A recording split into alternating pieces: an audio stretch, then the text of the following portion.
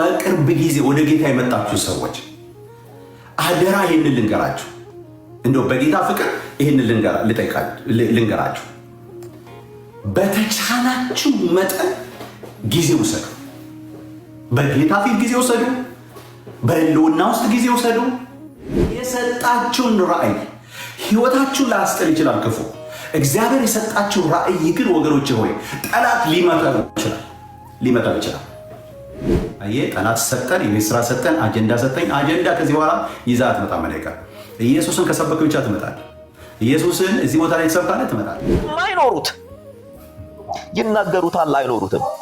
ይፈልጉታል፣ አያገኙትም። እኔ በኤፍሬም ባለ ጊዜ በመጥፋቱ ራሱ እናንተ የበረታችሁት ከእናንተ ብዙ ነገር የምንጠብቅ ሰዎች እንዲህ ስትጠፉና ልባችሁ ወርቆ ወደኋላ ስትመለሱ እኛም አብረን ከእናንተ ጋር እንደዛው እንደክማለን።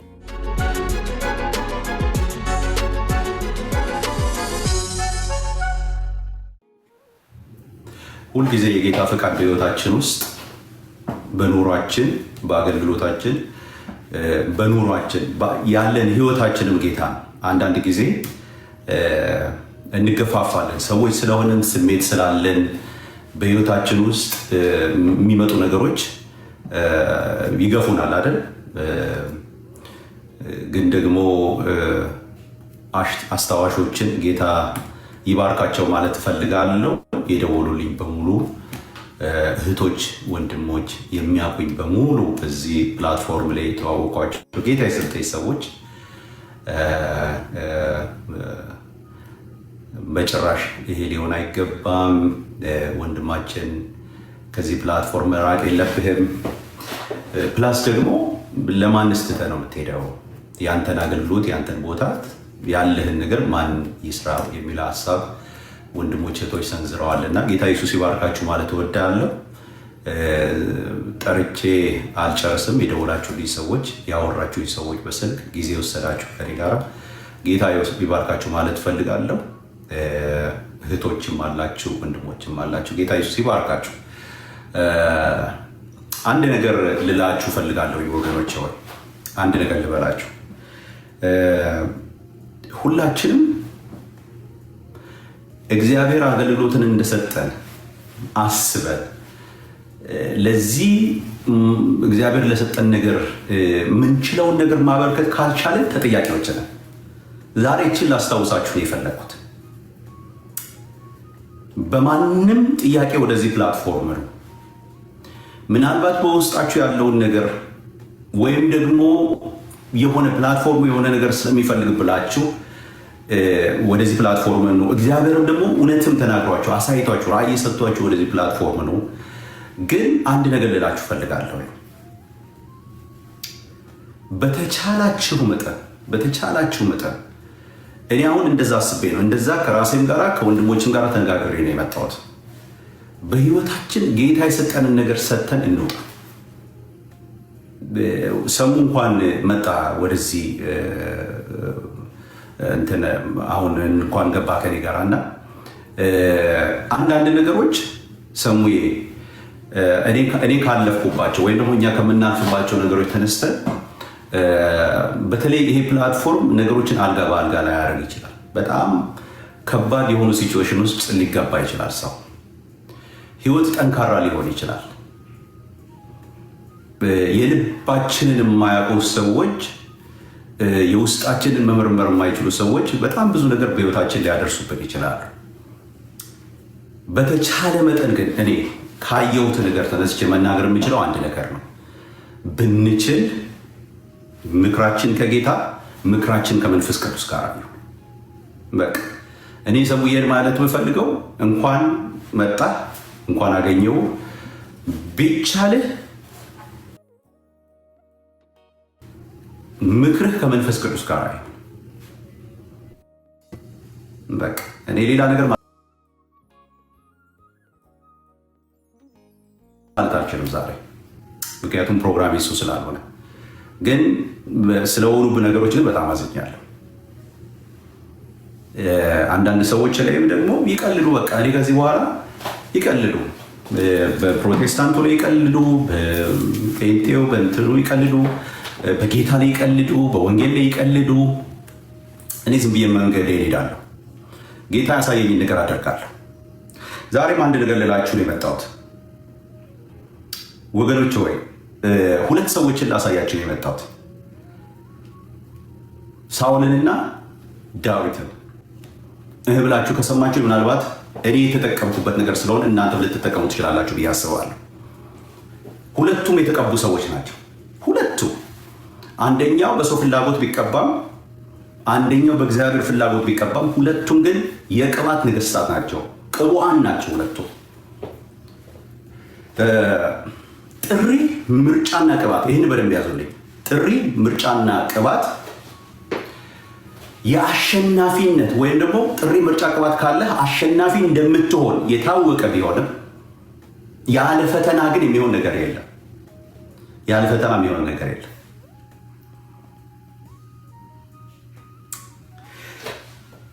ክርስትና የብልጫ ህይወት ነው። ክርስትና ወገኖች ሆይ ብልጫ የምታሳይበት ህይወት ነው። የብልጫ ህይወት ነው። የአሸናፊነት ህይወት ነው። በመከራ ውስጥ አሸናፊነት አይደል? ጳውሎስ እኮ በሮሜ ምዕራፍ 8 ላይ ቁጥር 37 ላይ በወደደን በዚህ ሁሉ ግን አለ በወደደን በእርሱ ከአሸናፊዎች እንበልጣለን። አሸናፊዎች የተባሉትን ዞር ብላችሁ ብታዩቸው እኮ ሞት ይላል፣ እርዛት ይላል፣ ድህነት፣ መልአክ እንኳን ተገልጠዋል ወገኖች። ያልተገለጠ ነገር የለም። አሸናፊ ሞት፣ አሸናፊ ድህነት፣ አሸናፊ ማጣት፣ አሸናፊ ምናምን የአሸናፊዎች ማዕት ተደርድረው በዚህ ሁሉ ግን ይላል ጳውሎስ በወደደን በእርሱ ከአሸናፊዎች እንበልጣለን። የትኛውንም አሸናፊ ጥሩት፣ አሸናፊውን ጥሩት ወገኖች። አሸናፊ የተባለውን በሙሉ ጥሩት። በዚህ ሁሉ ግን በወደደን በእርሱ ከአሸናፊዎች እንበልጣለን። ክርስትና የአሸናፊነት ህይወት ነው። ክርስትና ግን ያለ ቻሌንጅ የምትኖረው ኑሮ ግን አይደለም። በቃ ይሄ መሰመር የሚገባው ጉዳይ ነው። በተለይ ደግሞ ጥሪ ካለብህ፣ በተለይ ደግሞ ራእይ ካለ፣ በተለይ ደግሞ እግዚአብሔር ያሳየህ መድረስ የምትፈልገው ቦታ ካለ እመነኝ ወንድሜ፣ እመኝኝ እህቴ፣ ቻሌንጅ ፉል ኦፍ ቻሌንጅ ነው በህይወትሽ ውስጥ የሚያልፈው። ፉል ኦፍ ቻሌንጅ ነው የሚያልፈው። አንድ ነገር ዮሴፍ ታስታውሱ እንደሆነ ዮሴፍ ፈተና ወይም ደግሞ መጠላትን ያመጣበት በአባቱ በተወደደ ጊዜ ነው። በያዕቆብ ይኸውልህ ወደ ጌታ በጌታ ውስጥ መሆን ወይም ክርስቲያን ነገር ውስጥ የክርስትና ምንድን ነው የሚባለው ቋት ውስጥ መግባትህ ምናልባት የሚያደርግ አንድ ነው፣ በክፉ መጠላት ሊያመጣብህ ይችላል። መሳደድ ግን የሚመጣው አንድ ነገር ልንገራችሁ፣ ራእይ ሲኖራቸው ነው። ራእይ ሲኖራቸው ነው። ሰይጣን ራእይ የሌለውን ሰው አያሳድድም። ልንገር፣ ራእይ ከሌለሽ፣ ህልም ከሌለሽ፣ እግዚአብሔር ያሳየሽ ነገር ከሌለ፣ ዴስቲኒ ከሌለሽ አንቺ ጎጂ አይደለሽም። ጎጂ አይደለሽም። ምስኪን ክርስቲያን ነው የምትሆነው። አየህ፣ ዮሴፍ በአባቱ መወደዱ አጉረመረማቸው ወንድሞቹ። በአባቱ መወደዱ በቤቱ ውስጥ ምን አመጣ? ጉርምርምታ አመጣ፣ ንዴት አመጣ። ስደት ግን የመጣው አንድ ነገር ልንገራቸው፣ ዮሴፍ ህልምን አየ ይላል። ያንን ህልም ይዞ ዮሴፍ ያንን ህልም ይዞ ሲወጣ ያንን ህልም ለወንድሞች መናገር ሲጀምር፣ ያንን ህልም ለእህቶች መናገር፣ ያንን ህልም ለአባት መናገር ሲጀምር፣ ያንን ለቤተሰብ ለሰፈር መናገር ሲጀምር ግን አንድ ነገር መጣበት። ህልም ያለውማ አይፈልግም ማለት ጀመረው። ራእይ ያለውማ የሆነ ቦታ መድረስ ዴስቲኒ ያለውማ እግዚአብሔር ያሳየውማ የትም መድረስ የለበትም ማለት። አየህ፣ መወደድህ ብቻ አይደለም፣ ራእይ በህይወት ውስጥ እግዚአብሔር ያስቀምጠው ነገር ነው ለስደት የሚያበቃ። ወገኖች ሆይ ኢየሱስ እኮ አንድ ነገር ልንገራችሁ፣ በእውነት ስሙኝ፣ በዚህ ውስጥ ያላችሁ ከጥሪ በኋላ እግዚአብሔር በህይወት እሰራለሁ ካለ በኋላ ቆይ ሰሙዬ ልስጥህ፣ ሞዴሬተር ልስጥህ። አንዳንዶችን ብሎክ አታርጓቸው። ታች ያላችሁ ሰዎች እንትን ብቻ አድርጓቸው፣ በሚዩት ብቻ አድርጓቸው ይስሙ። ከታቸው ችግር የለው። እሺ ይኸውላችሁ አንድ ነገር ልንገር። ከጥሪ በኋላ ሁላችንም እዚህ ውስጥ ያለ ነው። በተለይ ደግሞ በቅርብ ጊዜ ወደ ጌታ የመጣችሁ ሰዎች አደራ ይህንን ልንገራችሁ፣ እንደው በጌታ ፍቅር ይህንን ልንገራችሁ። በተቻላችሁ መጠን ጊዜ ውሰዱ። በጌታ ፊት ጊዜ ውሰዱ። በህልውና ውስጥ ጊዜ ውሰዱ። ኦኬ፣ ተሸሸጉ። በተቻላችሁ መጠን ተሸሸጉ። አለበለዚያ ግን አንድ ነገር ልንገራችሁ፣ እግዚአብሔር የሰጣችሁን ራእይ ህይወታችሁን ላያስጥል ይችላል ክፉ። እግዚአብሔር የሰጣችሁ ራእይ ግን ወገኖቼ ሆይ ጠላት ሊመታው ይችላል። ኦኬ፣ ሊመታው ይችላል። በደንብ ነው የምነግራችሁ ይህን ነገር ሳይ። ይኸውላችሁ ከኢየሱስ ካልተማርን ከማን እንማራለን? ማቴዎስ ወንጌል ምዕራፍ 3 እና ምዕራፍ 4 አንብቡት እስቲ በደንብ አድርጋችሁ። ማቴዎስ ወንጌል እኮ ኢየሱስ ክርስቶስ እኮ በአብ ተቀባ፣ በመንፈስ ቅዱስ ተቀባ። አብ ተናገረለት፣ የምወደው ልጄ እርሱ ነው፣ እርሱን ስሙት ብሎ። መንፈስ ቅዱስ በርግብ አምሳል በላዩ ላይ ወረደ። ዮሐንስ ተናገረለት። እኔ ያለ ይሄ የእግዚአብሔር በግ እርሱ ነው አለ። እኔ ይኸው በውሃ አጠምቃለሁ፣ እርሱ ግን በመንፈስ ቅዱስ በእሳት ያጠምቃል ብሎ ዮሐንስ ተናገረለት።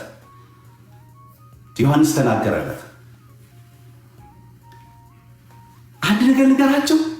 ኢየሱስ ክርስቶስ ከተቀባ በኋላ ወይም ደግሞ መንፈስ ቅዱስ በላዩ ላይ ካረፈ በኋላ አብ ከመሰከረለት በኋላ የምወደው ልጄ እርሱን ስሙት ከተባለ በኋላ ኢየሱስ ክርስቶስ ማይክ አልጨበጠም። ኢየሱስ ክርስቶስ ለአገልግሎት አልወጣም። ኢየሱስ ክርስቶስ ወደ ምድረ በዳ ለፈተና ወጣ። አየህ፣ ጥሪ ከፈተና በኋላ ጥሪ ወዴት ነው የሚወስድ? ወደ ፈተና ነው የሚወስድ። በህይወት ውስጥ ያለውን ነገር አውጥቶ በህይወት ውስጥ ያለውን ነገር በቃ አጎምርቶ ለሰዎች የሚጠቅም አድርጎ የሚወጣው እንዴት ነው ካልከኝ፣ በምድረ በዳ ውስጥ ስትፈተን ነው። ዮሴፍ አንድ ነገር ልንገራችሁ፣ በወንድሞቹ ይኸውላችሁ ይሄ ሁሉ ነገር በህይወቱ ያለፈው ልብሱ ከሚወዱ አባቱ የተሰጠው ልብስ የተገፈፈበት፣ ይሙት ተብሎ በጉድጓድ የተጣለበት፣ መጣል ብቻ አይደለም አውጥቶ እንደ ባርነት አሳልፎ የተሸጠበት፣ እሱ ብቻ እኮ አይደለም፣ እንደገና በጴጥፋራ ቤት እንደገና ወደ እስር ቤት የተወረወረበት፣ ምንም ባላደረገ እግዚአብሔርን ባከበረ። ይሄ ሁሉ ሲደረግ እንደ ሰው አይን ያሳዝናል። እንደ ሰው አይን ምን ሆኖ እግዚአብሔር ለምን ዝም ማለት ትላለህ? አንድ ነገር ግን ልንገራችሁ፣ ለምንድን ነው እግዚአብሔር በዚህ ውስጥ ያሳልፈው ብለህ ስትል ግብፃውያንን መምራት የሚችልበትን ጥበብ እስኪማር ድረስ። ለክፉ አልነበረም እግዚአብሔር ያን ያደረገው። ትረስት እንዲያደርገው እግዚአብሔርን እንዲያውቅ። አየህ፣ ዞር ብለህ በእስር ቤት ሆነ ያወጣኝ የአባቶቼ አምላክ የጠበቀኝ የዳንኤል እኮ ወደ አንበሶች ጉድጓድ መጣ። ዳንኤል እንዲያልቅለት አይደለም። ንጉሱ እንኳን ሲመጣና ሲጠይቀው አድኖሃል ወይ ሲል አባቶች አምላክ የአንበሶቹን አፍ ዘጋ አለ ዳንኤል። የምታልፍበት ቻሌንጅ የበለጠ ህይወት ውስጥ ያለው ቅባት የበለጠ በእግዚአብሔር በአንተ ህይወት ያስቀመጠው ያ እውነት እንዲወጣ ለብዙዎች የሚተርፍ ነገር እንዲወጣ እንጂ ወገኖቼ ሆይ እናንተን የማስጨነቅ እናንተን የመጣል ፕሮግራም እግዚአብሔር የለው። በአንተ ውስጥ ያለው ነገር ግን ነጥሮ እንዲወጣ ግን ዋጋና ቻሌንጅ ትከፍላለህ። ጥሪ ያለ ቻሌንጅ የለም። ቅባት አንድ ነገር ነው። ቅባት ወዴት ነው የሚወስድ ምትል ካልከኝ፣ ወደ ቻሌንጅ ነው የሚወስድ። እዚህ ውስጥ ያላችሁ አሁን ጌታን የተቀበላችሁ በህይወታችሁ እግዚአብሔር ና ብትመጣ ታገለግለኛለህ፣ ብትመጣ የኔ ከሆንክ የኔን ስራ ትሰራለህ ብሎ እግዚአብሔር ሲል ስፖንጅ አልጋ በአልጋ የሆነ ህይወት እንዳትጠብቅ፣ ቻሌንጅ ጠብቅ። ኢየሱስ ወጣ። ወደ ተራራ ወጣ፣ ወደ ምድረ በዳ ወጣ፣ ምንም ወደ ሌለበት ወጣ። ተፈተነ 40 ቀንና 40 ሌሊት። 40 ቀንና 40 ሌሊት ኢየሱስ ክርስቶስ በስጋ ወራት ተፈተነ ይላል። ግን አንድ ነገር ልንገራችሁ። ከማቴዎስ ወንጌል ምዕራፍ 5 እስከ 7 የተራራ ስብከት የሚባለው እዩት ሄዱና ልባቸውን ከፍቶ ሰሙት ይላል። ኢየሱስ ሲናገር የሚሰማ፣ ኢየሱስ ሲናገር ንግግሩ የሚወደድ። ለምን ካልከኝ በቃ ቻሌንጅ ውስጥ አልፏል፣ በፈተና ውስጥ አልፏል። የመጨረሻ ቻሌንጅ የሚባለው ቻሌንጅ በህይወት ውስጥ አልፏል። ኢየሱስ ክርስቶስ ተርቧል። ለዚህ እኮ ነው ተነገረለት። ምን ተብሎ ተነገረለት? ዕብራውያን ምዕራፍ 4 ቁጥር 14 ላይ፣ ዕብራውያን ምዕራፍ 5 ላይ ተነገረለት። ምን ብሎ ተነገረለት? በሁሉ ነገር የተፈተነ እንደኛ የተፈተነ ተባለለት። እንዲህ ያለ ሊቀ ካህን በሰማይ አለን ተባለለት። ኢየሱስ ክርስቶስ በፈተና ውስጥ በሁሉ ነገር ተፈተነ። ኢየሱስ ከኃጢአት በስተቀር ይላል፣ ከኃጢአት በስተቀር ይላል ተፈተነ። ኢየሱስ አየህ፣ ተነገረለት። ምዕራፍ 5 ላይ እኮ ያ ፈተናውን ሲያብራራው ምን ይላል? መታዘዝን ኢየሱስ መታዘዝን ይማር ዘንድ ይላል።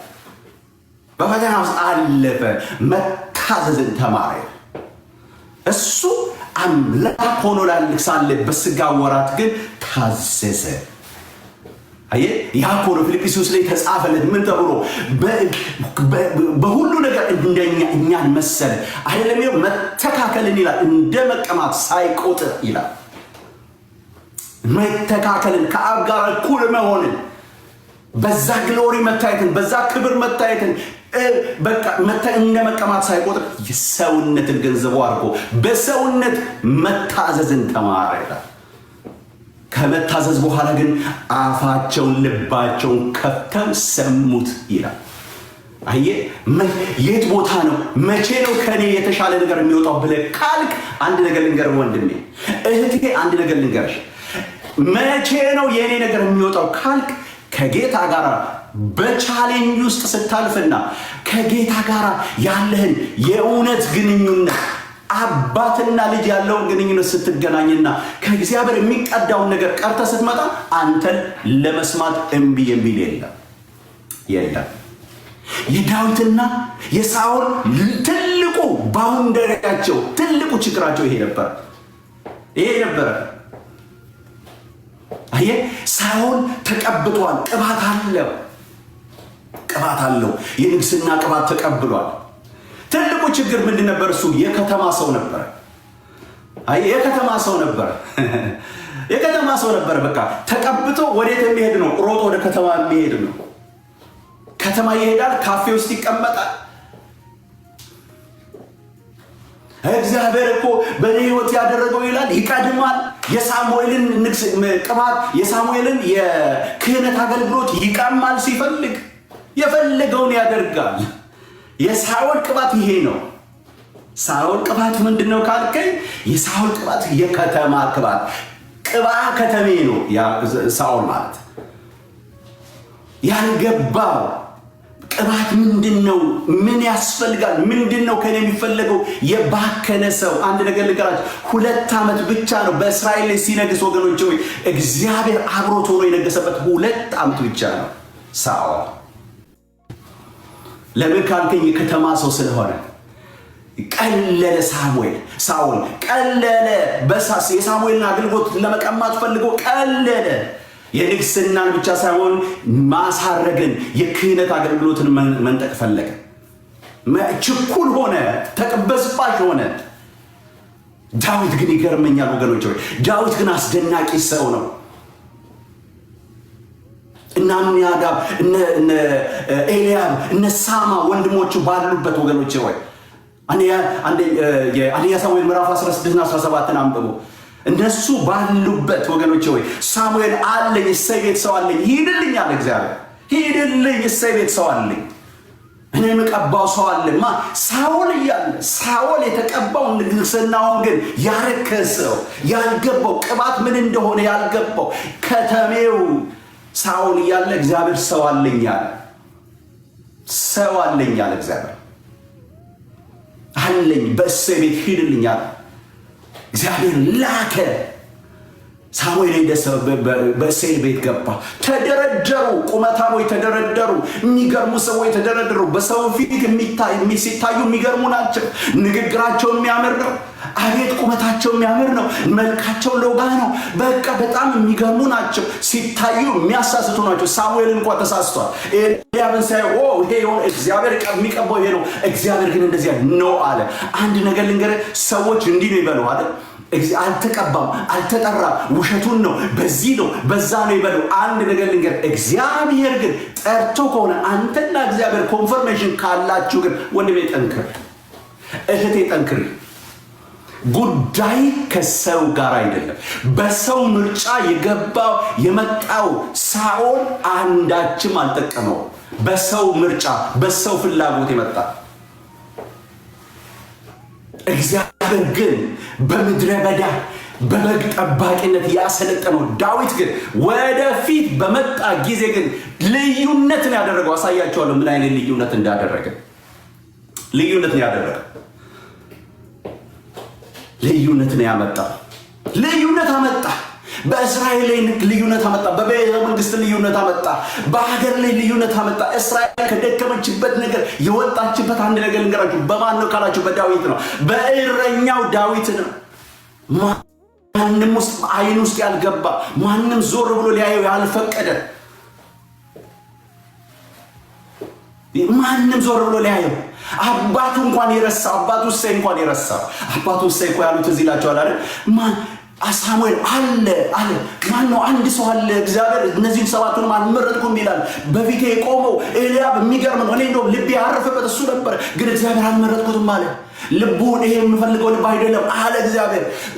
አሚናዳብም እንደዛው ነው፣ ሳማም እንደዛው፣ ሌሎቹም እንደዛ ናቸው። ሌላ ልጅ አለህ ወይ ብሎ ሲለው አንዳለ አለ። በሜዳ በግ እየጠበቀ ያለ የከብቶች እረኛ የሆነ አንድ አለ አለ። ታናሽ አለ። ታናሽ ብሎ ጠራው አባት። የስ እውነት ነው። በሰዎች ፊት ታናሽ ልትመስል ትችላለህ። እግዚአብሔር ግን በአንተ ውስጥ ካስቀመጠው ቅባት የተነሳ ግን አንድ ነገር ልንገርህ ወንድሜ፣ በፈተና ውስጥ ነበቻ ልጅ ብታልፍም እንኳን ወገኔ ወንድሜ አንድ ነገር ልንገርህ፣ እህቴ አንድ ነገር ልንገርህ፣ እግዚአብሔር በአንቺ ውስጥ ያስቀመጠው ነገር ካለ አንድ ቦታ መድረስ አይቀርም። ሰዎችን ተዋቸው። ከሌላ ከሩቅ ቦታ ይመጣ ያንተን ታናሽነት፣ ያንተን አለመቻል፣ ያንተን ዋጋ ቢስነት፣ አንተ ወጣ፣ አንተ ቀረ፣ አንተ እዚህ ላይ አንተ ጌታን ተቀበል ካልተቀበል አንተ እንደዚህ የሚልህ ከሩቅ አይደለም የሚመጣው፣ ካጠገብ ነው የሚመጣው። ካጠገብ ነው የሚመጣው።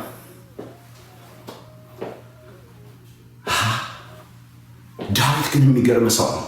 ዳዊትን የሚገርም ሰው ነው። እኔ ድንቅ ይለኛል ዳዊትን ሳስበው። ኦኬ ዳዊትን ሳስበው ለትልቅ ራእይ ለትልቅ ቅባት የተጠራው ዳዊት የሚገርም ሰው ነው። የሚገርም ሰው ነው። ስራውን የሚሰራ ስራውን እየጠበጠበ የእግዚአብሔርን ታይሚንግ የሚጠብቅ የእግዚአብሔርን ታይሚንግ የሚጠብቅ ዳዊት አንረፍቅም አለ ሳሙኤል። እሱ ካልመጣ አንቀመጥም ማለት ነው። አንቀመጥም አምጣው ከየትም ግባ እናምጣ ላከ ይላል። መልእክተኞችን ላከ ይላል። አባቱ እሴይ ሂዱ ቶሎና ዳዊትን አስቸኩል አምጧል።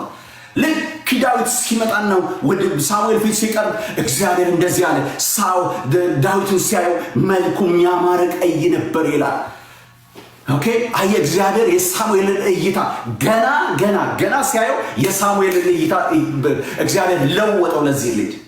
በሰው ፊት ትንሽ ነው፣ በሰዎች ፊት ትንሽ ነው። እግዚአብሔር ግን እንደዚህ አለ፣ የመረጥኩት ባሪያዬ ይሄ ነውና ይሄን ቀባው አለ። በሰው ፊት ያልሞላ በእግዚአብሔር ግን ፊት ግን ሞገስን ያገኘ ዳዊት። ግድልህም ወንድሜ በእግዚአብሔር ፊት አንተ በእግዚአብሔር ብቻ ሞገስ አገኝ። በእግዚአብሔር ፊት ብቻ ለአገልግሎት ተጠራ። በእግዚአብሔር ብቻ ለህይወት ተጠራ። በእግዚአብሔር ብቻ ለህብረት ተጠራ። ሌላው ቀላል ነው። እዩኝ አትበል። አይዞ ፈተና ካላመጣ ዋጋ የለም ያልኩህ። በፈተና ውስጥ እያለፍ በማዕበል ውስጥ ካለፍ ወንድሜ እንደውም አንድ ነገር ልንገርህ፣ ቅባት እንዳለብህ ጥሪ እንዳለብህ የምታውቀው በእንደዚህ አይነት ፈተና ውስጥ ስታልፍ። በዚህ አይነት ፈተና ውስጥ ካለፍ በእውነት ጥሪ አለብህ። ዮሴፍ በዛ ውስጥ በመሸጥ ውስጥ በመከዳት ውስጥ በእስራት ውስጥ በመጣል ውስጥ በመገፈፍ ውስጥ ሲያልፍ አንድ ነገር ልንገርህ፣ ፊቱን ነው ያየው። ለካ ጥሪ አለኝ፣ ለካ የንግስና ጥሪ አለ። አንድ ነገር ልንገርህ፣ ስለ ዮሴፍ ሲናገር አባቱንና ወንድሞቹን በዛ በረሃቡ ዘመን ሲያድን ዮሴፍን አስቀድሞ ለማዳን ልኮታልና ተብሎ ተጻፈ። አስቀድሞ ለማዳን ዮሴፍን ልኮታልና ተባለ። አየህ፣ አንተን እግዚአብሔር በዚህ ውስጥ የሚያሳልፍ ለማዳን ነው። ለማዳን ነው። በአንተ ውስጥ ያለውን ነገር አንድ ቀን ለመግለጥ ነው። እንደ ዳዊት ልታበራ ነው። እንደ ዳዊት ለሰው ሁሉ ለእስራኤል ሁሉ መዳንን ልታመጣ።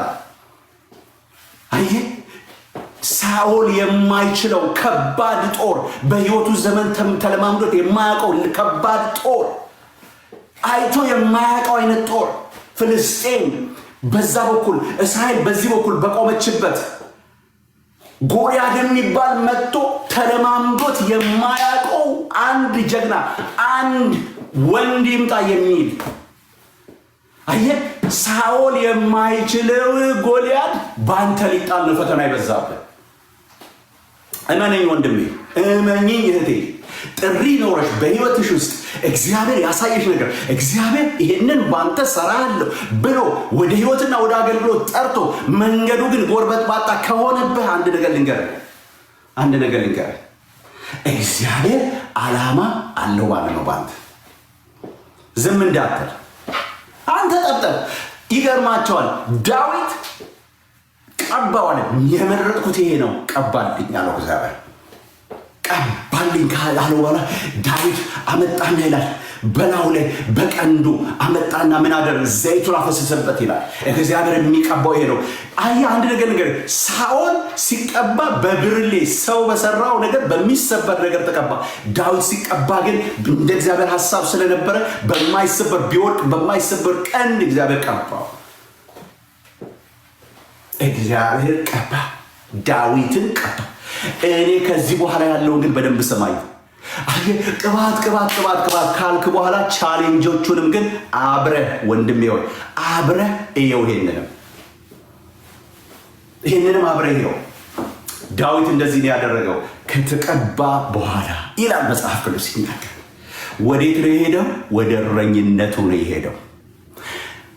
ተቀብቻለሁ እኮ ተጠርቻለሁ እኮ እኔን የመሰለ ማን አለ? እንደዚህ አድርጓል፣ በእኔ ይህንን አድርጓል አላለ።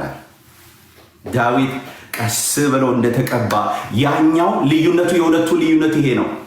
ሳኦል እንደተቀባ ወደ ከተማ ሄደ፣ ማኪያቶ ሊጠጣ ሄደ። ዳዊት እንደተቀባ ግን ወደ እረኝነቱ ቦታ ሄደ፣ ሊለማመድ እግዚአብሔር ያሳየውን ነገር፣ ያንን ህይወት ትላንትና እግዚአብሔር ሲናገረው ወደ ነበረበት ወደዛ ድምፅ ተመለሰ። ከቅባት በፊት እግዚአብሔር ሲያለማምደው ወደ ነበረው ልምምድ።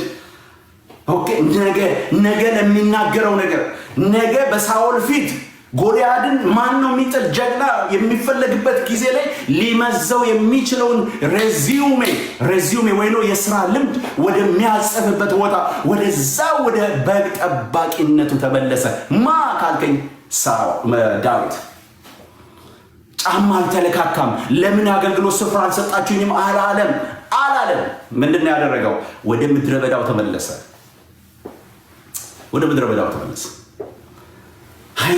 እዛ ነው የምትማረው። በጌታ ስር ትላንትና በልም የመለመድከውን ያንን እጅ በመስማት ነው። ጌታ ሆይ በእኔ ምን አለ? ምንድነው? ለምን ጠራኸኝ? ጳውሎስ እኮ የጠየቀው ሁለት ወሳኝ ጥያቄዎች ነው። በደማስቆ መንገድ ላይ ጳውሎስ የጠየቀው ሁለት፣ ኢየሱስ ክርስቶስ ከተገለጠለት በኋላ ብርሃን ከበራለትና አይኑ ከታወረ በኋላ ኢየሱስ ሁለት ጥያቄዎች የጠየቀው፣ አንተ ማነህ? ምን እንዳደርግ ትወዳለህ? ክርስቲያን እነዚህ ሁለት ጥያቄዎች ነው የሚጠይቀው ወገኖች። እነዚህ ሁለት ወሳኝ ጥያቄዎች ናቸው ክርስቲያን የሚጠይቀው። አንተ ማነህ? እኔ የምታሳድደኝ የናዝሬቱ ኢየሱስ ነኝ። ምን እንዳደርግ ትወዳለህ? አሁንም እሱማ እንኳን ጠየቀኝ አለ ኢየሱስ። እሱን እኔ ወደማሳይህ አዘጋጅቻለሁ። ሰው ግባው፣ ሂድ ወደ ደማስቆ። አየህ፣ የምታደርገውን ነገር የሚያሳይህ ሰው አዘጋጅቻለሁ። ሁለት ጥያቄዎች፣ ወሳኝ ጥያቄዎች ከተቀባ በኋላ የጌታን ራእይና የጌታን ጥሪ በህይወት ካገኘ በኋላ የምታደርጋቸው ሁለት ነገሮች እነዚህ ናቸው። ማን ክርስቶስን ማወቅ የመጀመሪያ ነገር ነው። ታውቁ ዘንድ አለ ጳውሎስ እኮ ለዚህ እኮ ነው የቆላስይስ መልእክት ላይ ሲጽፍ ምዕራፍ 2 ላይ እኮ እጋደላለሁ ካላቸው ነገር አንዱ ምንድን ነው? ክርስቶስን በሙላት የእግዚአብሔር ምስጢር የሆነው ክርስቶስን እንድታውቀዋል። ክርስቶስን እንድታውቁ ያለው ጳውሎስ ማን ብሎ ጠይቆ ያወቀ ጳውሎስ ነው። ዳዊት ሄደ ዳዊት ወደ ምድረ በዳው ተመለሰ። ምድረ በዳው ገባ፣ በግ ጥበቃው ጋር ገባ። ያንን ኤክስፒሪየንስ ያንን ነገር እግዚአብሔር ያደረገውን ያንን ህይወት ወደሚለማመድበት ወደዛ ህይወት ተመለሰ። ከዛ ጋር አንድ ነገር ሆነ።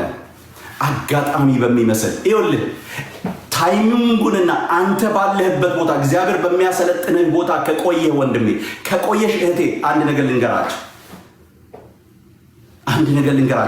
እዛ ቦታ ላይ ከቆያችሁ ግን ቆይታ ያደረገ እግዚአብሔር በሚያሰለጥነው ቦታ ቆይታ ያደረገ ዊነር ነው። አሸናፊ ማን ነው? በክርስቶስ አሸናፊ ማን ነው ካላችሁ እግዚአብሔር በጠራው ቦታ ቁጭ ብሎ ከጌታ ጋር ጊዜ የሚወስድ ሰው ነው ወገኖች ሆይ። እና ጦርነቱ ተፋፋመ። እስራኤል የመጨረሻ የድካም ጊዜ ላይ ነበረች። ሳኦል አስንቋታል እስራኤል። ለምን? የእግዚአብሔር ልውና ትዝ ይላችኋል። እችን ነገር ሳልነግራችሁ ማለት አልፈልግም። ይሁላችሁ ዳዊት የልዩነት ሰው መሆኑን የምታውቁት በአንድ ነገር ነው። ኦኬ፣ ትላንትና አውቅ ያለው ሁሉ ነገር አለኝ፣ ንግስና የኔ ነው፣ አቤት አቤት ሲል የነበረው ሳኦል እንደዚህ ሆነ። ልክ ዳዊት ሲቀባ ይላል ምዕራፍ 16 አንብቡ። ዳዊት ሲቀባ ይላል በዳዊት ላይ የእግዚአብሔር መንፈስ መጣበት ይላል። ጻፉልኝ እዚህ ላይ በቁጥሩ አውጥተና ምዕራፍ 16 በዳዊት ላይ የእግዚአብሔር መንፈስ ወረደበት ይልና አንድ ወረድ ብሎ ቁጥር አንድ ወረድ ብሎ አንድ ነገር ይናገራል። ይሁላችሁ የቅባት ሰዎች እንደ እግዚአብሔር ሐሳብ የሚሄዱ የቅባት ሰዎች የልዩነት ሰዎች ናቸው። ልዩነት የሚያመጡ ናቸው። ልዩነታቸው ደግሞ በሰፈር ብቻ የተወሰነልን በቤተ መንግስት እንኳን ልዩነት የሚያመጡ ናቸው። ዳዊት ሲቀባ በዳዊት ላይ የእግዚአብሔር መንፈስ ሲመጣበት በቤተ መንግስት አንድ ነገር ሆነ ይላል መጽሐፉ። የእግዚአብሔር መንፈስ ከሳኦል ላይ ተነሳ ይላል። አየህ ዳዊት እንደ እግዚአብሔር ፈቃድ እዚህ ሲቀባ ከቤተ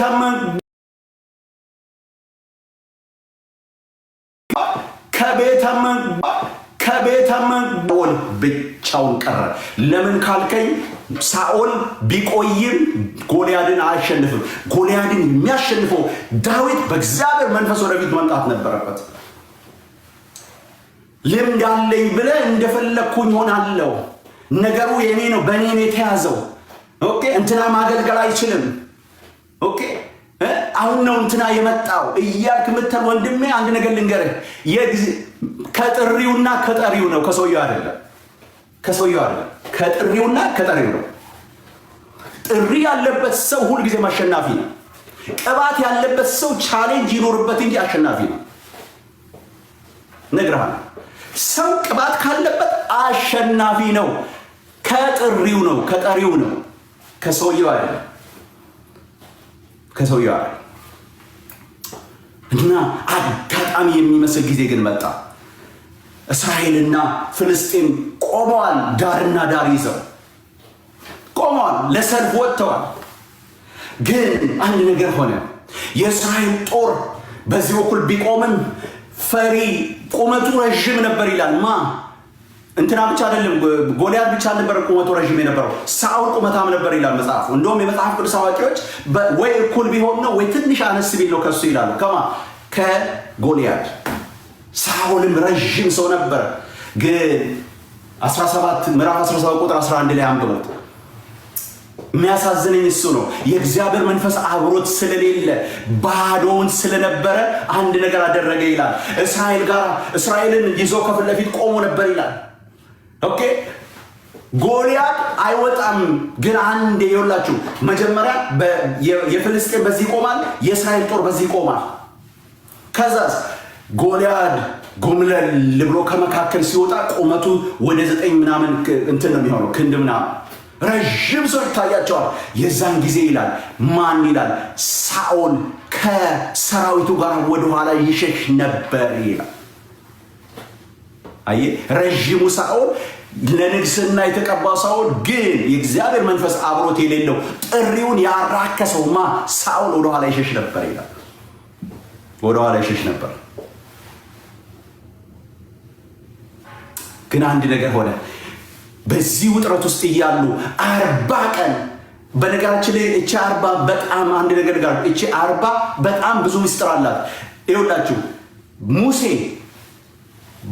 በብቸኝነት ማለት በግብፃውያን ቤት ዕብራዊ ሆኖ እያለ በግብፃውያን ቤት ለ40 ዓመት ኖሯል። በ40 ዓመቱ ግን አንድ ነገር በተለይ ዕብራውያን ማነው ሐዋርያት ሥራ ምዕራፍ 7 አንብቡ። እስጢፋኖስ ስለሱ የተናገረው ሙሴ 40ኛው ዓመት ባለቀ ጊዜ በምን ራሱን ባለማወቅ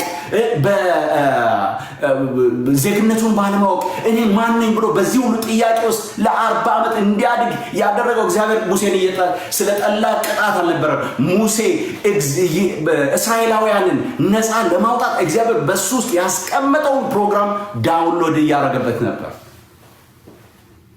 40ኛው ዓመት በሆነ ጊዜ ግን ይላል ሙሴ ወንድሞቹን አሰበ ይላል። እቺ 40 ዓመት ወገኖች ወይ አንድ ነገር ልንገራችሁ፣ 40 የቁጥር ሙላት ነች። ሙሴ 40 ዓመቱ ላይ ነው እንደዚያ ያለው። ኢየሱስ 40ኛው ቀን በተፈጸመ ጊዜ ነው በሰይጣን ተፈትኖ ወደ ምን የወጣው? ወደ አገልግሎት የወጣው። እስራኤል በ40 ዓመት ነው በምድረ በዳ ይዞረው። ጎልያድ 40 ቀን ነው ምን ሲያደርግ የነበረው? እየወጣ ሲያስፈራራ የነበረው እየወጣ ሲያስፈራራ የነበረው ለ40 ቀን ነው ይላል። በ40ኛ ቀኑ ግን አንድ ነገር ሆነ። አጋጣሚ በሚመስል በእግዚአብሔር ዘንድ ግን የመጨረሻው አልቲሜት ግብ የነበረው ዳዊትን ወደ ምን ማምጣት? ወደ ቅባቱ ጋር ማገናኘት። ለሱ ብቻ ዳዊት ብቻ ይሰራው ማለት ዳዊት ብቻ ፌስ የሚያደርገውን ቻሌንጅ እግዚአብሔር አዘጋጅቶ ስለነበር ዳዊትን ማውጣት ስለፈለገ 40ኛው ቀን ላይ ግን አንድ ነገር ሆነ። ዳዊት በአባቱ በእሴይ መልእክት ተላከ። አባቱ ጠራውና ለወንድሞች ለሶስቱ ወንድሞች ለአሚናዳብ ለኤልያብና ለሳማ እነዚህ ምክንያቱም እነሱ እድሜያቸው ስለነበረ ዘውልቁ ላይ ነው ይመስለኛል ከ20 ዓመት በላይ የሆነ ሁሉ ለውትድርና ሂድ ተብሎ እንደተጻፈ እነሱ ሄደዋል። እሱ ግን ወደ 17 18 በጊዜው ስለነበረ አልሄደም። ጠራውና መልእክት ግን ላከው። እንካ ለወንድሞች እነዚህ ይህን ምግብ አድርስ፣ ለሻለቃው ደግሞ ይህንን 10 አይቦች አድርስ ብሎ ላከው ይላል። ለዳዊት ለሰው አጋጣሚ የሚመስል ነው። ዳዊት ግን በልብ ውስጥ እግዚአብሔር ካስቀመጠው ቅባትና ጸጋ የተነሳ ጥሪ የተነሳ ለዳዊት ግን እርግጠኛ ነው ዳዊት ዛሬ በመልእክቱ ውስጥ አንድ ነገር እንደሚመጣ። ዳዊት ወጣ፣ ተቀብሎ ሮጠ። ሁሌ ይሁን ከቅባት በኋላ ኦኬ፣ ከቅባት በኋላ እኔ እኮ ተቀብቻለሁ፣ መልእክት አላደርስም፣ ከብት አልጠብቅም፣ በጎችን አልጠብቅም፣ እኔ ቅባት እኮ ያለብኝ ሰው ነኝ አይልም ሰውየው። በግ ጠብቅ፣ እሺ ቅባት እኮ ተቀብቷል። ለዛውም እኮ የተቀባው ቅባት በቤተ መንግስትና በእሴይ ቤት እኮ ልዩነት ያመጣል። ዝም ብሎ ቅባት እኮ አይደለም የተቀባው። ዳዊት የተቀባው ቅባት እኮ ዝም ብሎ ቅባት እኮ አይደለም። እሱ ሲቀባ እኮ በቤተ መንግስት እኮ የእግዚአብሔር መንፈስ ተነስቷል እኮ። ይሄን ያህል ነው የዳዊት ቅባት ልዩነት ያመጣው። ግን ዳዊት ግን ልቡ ታዛዥ ነበረ። ከብት ጠብቅ፣ ተመልሶ ሂድና በጎቹን ጠብቅ ሲል እሺ፣ እና ዳዊት ሂድ ምግብ አድርስ፣ እሺ። አየህ፣ የእግዚአብሔር መንፈስ ምንድን ነው የሚያደርግ? ሀምበል ነው የሚያደርግ። ቅባት ምንድን ነው የሚያደርግ? ራእይ ምንድን ነው የሚያደርግ? ታዛዥ ነው የሚያደርግ። ወንድም ይሆን ታዛዥ ነው የሚያደርግ። ዝቅ ነው የሚያስብል። በቃ እኔ ለምን እኔ ካልወጣው ለምን አትልም። በቃ እሺ ታዘዘ፣ ሮጠ፣ ምግቡን ተቀብሎ ወደ ጦርነቱ ቦታ በቃ ሶምሶማ ያዘ። ሰውየው ግን ዳዊት ግን በጣም የእግዚአብሔር ብርሃን የበራለት ሰው ነበር። ልክ እየሄደ ግን የሚያስበው አንድ ነገር ነው።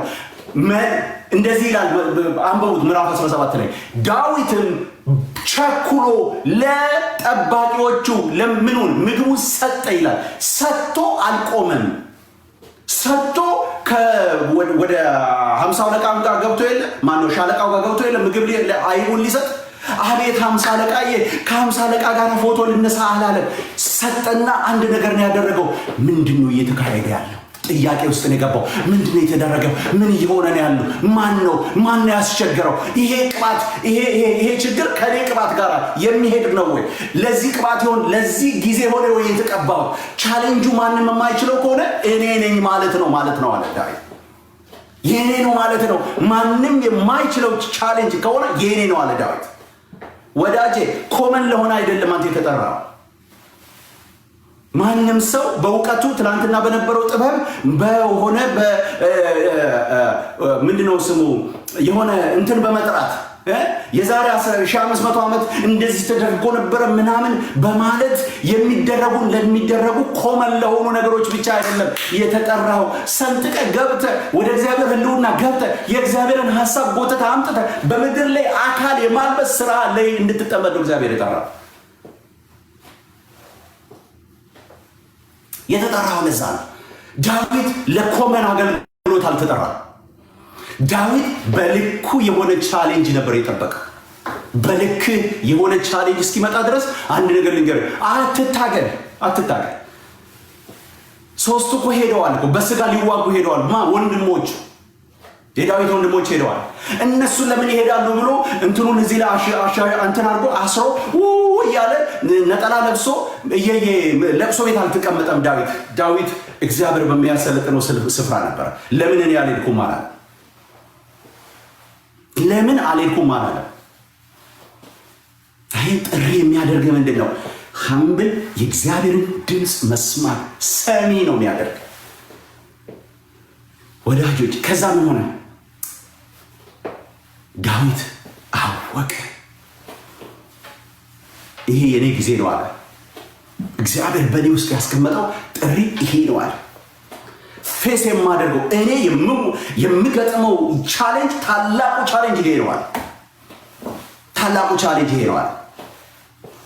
የኔ ቻሌንጅ ይሄ ነው አለ። ይሁን አንድ ነገር ልንገርህ፣ በውስጥ ካልመሰከረልህ ቻሌንጁ የሆነ ነገር መጥቶ በውስጥ ካልመሰከረልህ አትግጠመው። ጊዜህን አታጠፋ። ጊዜህን እንዳታጠፋ፣ በእውነት ጊዜህን እንዳታጠፋ። ተማከር ከእግዚአብሔር ጋር፣ መንፈስ ቅዱስን ስባ። ይሄ የኔ ቻሌንጅ ነው ወይ? እኔ መግጠም አለብኝ ወይ? አለበለዚያ በየቦታው እንቁህን እያንጠባጠብክ ነው የምትሄደው። እየገባህ በየቦታው እየገባህ ባልተጠራህበት ቦታ እየገባህ ከቀላሎች ጋር እየገባህ ከከንቱዎች ጋር ከንቱነትን ከሚያወሩ ጋር ባሮነትን ከሚሰብኩ ጋር ወንጌል የማይሸጥ ነገር ካላቸው ጋር ገብተህ እንቁህን በየቦታው እየጣልክ ነው የምትሄደው። ምንም አንተ ማትጠቀም አትጠቅምም። ይሄ ዳዊት በጣም ብልህ ሰው ነበር። ጊዜና ሁኔታን ጠበቀ። የእግዚአብሔርን ጊዜ ጠበቀ። this is the right time አለ። በቃ ለመግጠም ይሄ ከዛ አምጦልኝ ነው የሚለው። በዚህ ብቻ አይደለም ያቆመው። በነገራችን ላይ በዚህ ብቻ አይደለም። ቁጥር 19 ላይ እንዲህ እያለ ይመጣል። የጥበበኞችን ጥበብ አጠፋለሁ።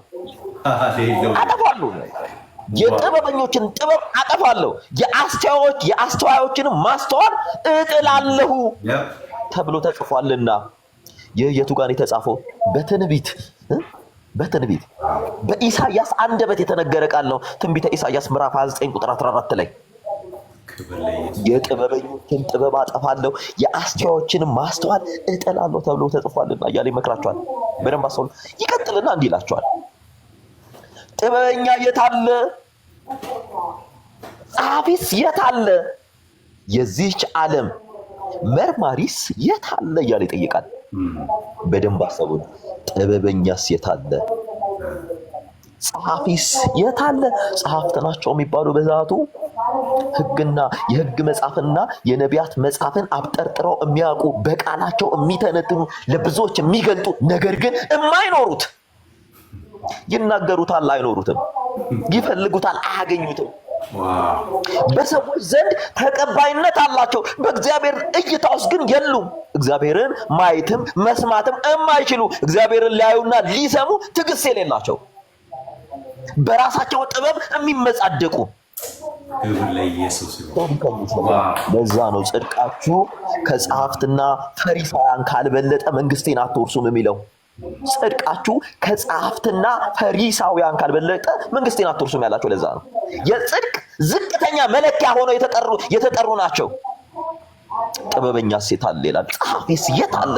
የዚህች ዓለም መርማሪስ የት አለ ይላል። ብርማ ይቀጥላል። ቁጥር ኢየሱስ ጌታ እግዚአብሔር ይላል። በደንብ ስሙ። እግዚአብሔር የዚህችን ዓለም ጥበብ ሞኝነት እንዲሆን አላደረገምን? አድርጓል። በየትኛው ዓለማዊ ጥበብ? በየትኛው የህሊና ምጥቀት ነው የአምላክ ሰው መሆንን መርምሮ መድረስ የሚችል? እንደ ሰው በሰው ልማድ ማደግ መመላለስን ሊያብራራው የሚችል ማን ነው? የትኛው ጥበብ ነው? የትኛው ሊቅነት ነው? የአምላክን መገረፍ፣ የአምላክን መሰደብ፣ አምላክ ላይ መተፋትን፣ መገረፉን፣ ስቃዩን፣ መስቀል ላይ መቸንከሩን ፕሩቭ ሊያደርግ የሚችል የትኛው ዓለማዊ ጥበብ ነው?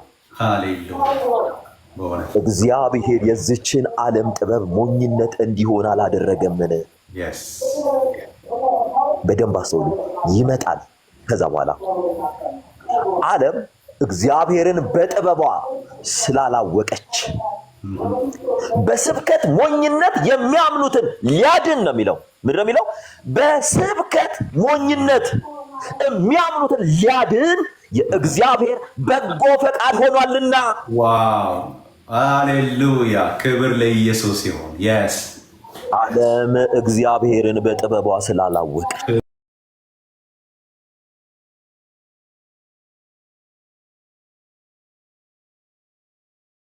ክብር ለኢየሱስ ይሁን። በደንብ ዓለም በጥበቧ እግዚአብሔርን ስላላወቀች በስብከት ሞኝነት የሚያምኑትን ሊያድን የእግዚአብሔር በጎ ፍቃድ ሆኗልና። ወዳጄ ኢየሱስ ጌታ ብዙ አውቃለሁ እያልክ ነው አይደል የምታስበው? ብዙ ተነትናለሁ፣ ብዙ ማብራራት እችላለሁ። ያንተ ህይወት መለኪያ የኔ ጥበብ ነው እያልክ ነው አይደል? እንግዲህ ይነግርሃል። ዓለም እግዚአብሔርን በጥበቧ ስላላወቀች ነው የሚለው። በስብከት ሞኝነት የሚያምኑትን ሊያድን የእግዚአብሔር በጎ ፈቃድ ሆኗልና። በእውቀት ቢሆን ኖሮ የእግዚአብሔርን መንግስት ሊወርሱ ፈሪሳውያንን ሚቀድም ባልነበረ፣ ሰዱቃውያንን ሚቀድም ባልነበረ። ሰዱቃውያን ቶራን ብቻ ነው የምንቀበለው የሚሉ፣ ፈሪሳውያን የካህኑ ሳዶቅ ልጆች ነን የሚሉ፣ ፈሪሳውያን የመቅደስ አለቃ ነን እያሉ የሚመጻደቁ፣ ከኛ በላይ የመቅደስ አለቃ የለም የሚሉ፣ በመንፈስ ቅዱስ ባለ በእግዚአብሔር ባለ ትንሣኤ ሙታን ግን የማያምኑ ሌሎችን የነቢያት መጽሐፍ የማይቀበሉ፣ ነቢያትን የማይቀበሉ ሰዱቃውያን ናቸው። በደንብ አስተውሉ። እኚህ እንኳን አልተመረጡም ነበረ። እነሱ ብቻ አይደለም ፈሪሳውያን ጭምር።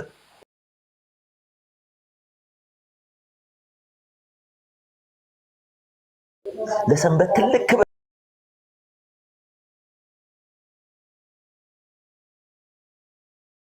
ያላቸው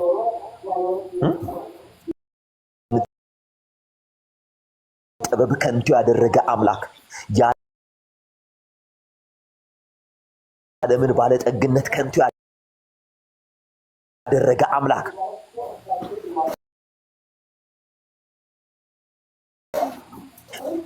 በምድራዊ ህይወት ውስጥ ራሳቸውን የሚገልጡ እርሱን ማየት የማይችሉ ከእርሱ ጋር ህብረት እንደሌለ ያስቀምጣልን ይመጣል። ዓለም እግዚአብሔርን በጥበቧ ስላላወቀች በስብከት ሞኝነት የሚያምኑትን ሊያድን የእግዚአብሔር በጎ ፈቃድ ሆኗልና አለ። ወዳጄ እንድታስተምር የተጠራው ዓላማክ ምንድን ነው? የእግዚአብሔርን ወንጌል መናገር።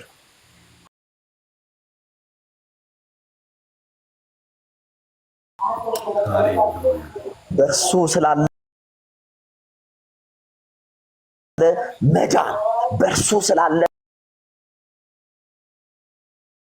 ትንሣኤ፣ በእርሱ ስላለ ሕይወት አሜን የምትናገርበት ጸጋ ሰጠን። እንዲህ ይላል መቼ የሚልና ቁጥር 22 ላይ አይሁድ ምልክትን ይለምናሉ፣ የግሪክ ሰዎችም ይሄ ነው እንድትኖረው የተፈቀደልህ እንዲህ አይነት ህይወት ነው። ተጠርተሃል? አዎ ተጠርቻለሁ ምትል ከሆነ ዓላማ ይሄ ነው። የወንጌሉ የጥሪ ዓላማ ክርስቶስን መግለጥና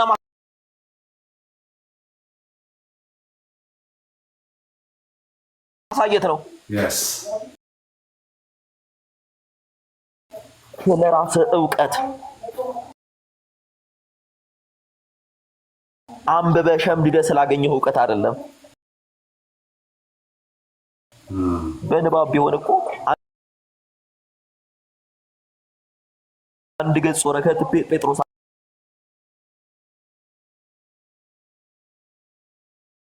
አላነበበም። በንባብ ቢሆን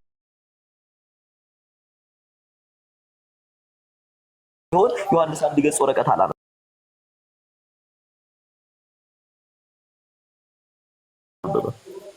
አንተ በምትለው የእውቀት መለኪያ መስፈርት ላይ የምታወጣቸው ከሆነ ዛሬ ላይ ያሉ በዚያን ዘመን የነበሩ የጌታ ሐዋርያ የተባለ አንዱንም ላትቀበል ነበር። የሚመካ በእግዚአብሔር ይመካ ተብሎ እንደተጻፈ ይሆን ዘንድ ነው እያለ በኤርምያስ ትንቢት ምዕራፍ 9 ከቁጥር 23 እስከ 24 ያለውን ሜንሽን አድርጎ ጳውሎስ ይዘጋል።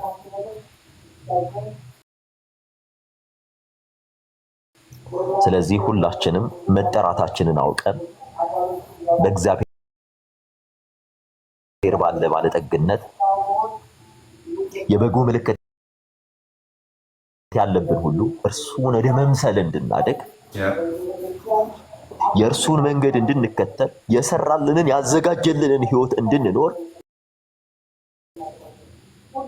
አንድ ሰው ወደ ሰርግ ሲመጣ የቆሸሸ ልብስ ወደ ሰርግ ሲሄድ ወደ ቆሸሸ ልብስ ለብሶ እንደማይሄድ ሁሉ ወደ እርሱ ስንመጣ በተቻለን መጠን የቆሸሸ ልብሳችንን አጥበን አጽድተን ሙሽራው ክርስቶስን እርሱ ዳግም ይሞሽረናልና ወደዚህ ሰርግ እንታደም።